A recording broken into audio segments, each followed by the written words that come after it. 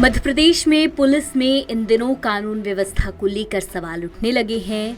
Police प्रशासन और सरकारी कर्मचारियों के खिलाफ बढ़ती नाराजगी और हाल के घटनाक्रमों ने इस मुद्दे को और गंभीर बना दिया है। हाल ही में प्रदेश के एक एसआई को अपराधियों ने गोली मार दी थी। वहीं दूसरी ओर शराब और वर्दी के नशे में सड़कों पर डंडे लात खाते हुए पुलिसकर्मी चर्चा का विषय बने हुए हैं। लेकिन आज हम आपको एक और गंभीर घटना के बारे में बताएंगे, जो कि रायसेन जिले के बम्होरी क्षेत्र की है।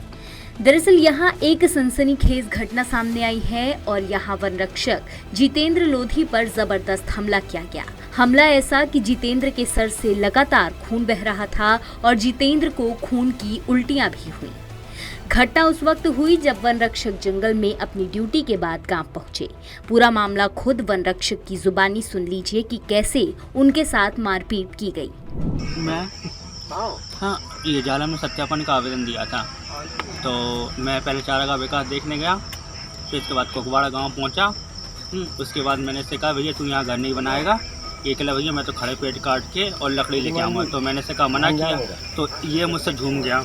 तो मैंने कहा, भैया तू वर्दीधारी से झूम नहीं सकता है, तेरे ऊपर केस बनेगा।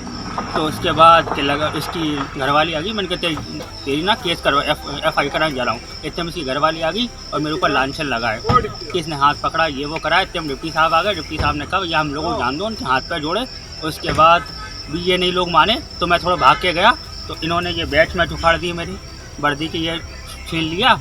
उसके बाद लठ लेके और मेरे सिर में मारी इन्होंने और हाथ पैर में बहुत मारी। उसके बाद डिप्टी साहब बड़ी मुश्किल से जान बचा के भागे और उनके बाद स्टाफ को सूचना दी गई। उसके बाद स्टाफ पहुंचा, फिर मैं मामले की जांच अब अग्रिम कार्रवाई के लिए की जा रही है। ये घटना इस बात को रेखांकित करती है कि प्रदेश में कानून व्यवस्था को लेकर एक बड़ा संकट उत्पन्न हो रहा है, जहां पीड़ित खुद ही न्याय का रास्ता अपनाने लगे हैं। ऐसे में सवाल उठता है कि क्या पुलिस और सरकारी कर्मचारी अब जनता के लिए सुरक्षित नहीं रह गए हैं। रायसेन से पवन सिलावट की रिपोर्ट। लेटेस्ट, इन्वेस्टिगेटिव और इन डेप्थ खबरें देखने के लिए ज्वाइन कीजिए द सूत्र का व्हाट्सएप चैनल, सब्सक्राइब कीजिए YouTube चैनल, लाइक कीजिए Facebook पेज और पढ़ते रहिए वेबसाइट www.dasudr.com।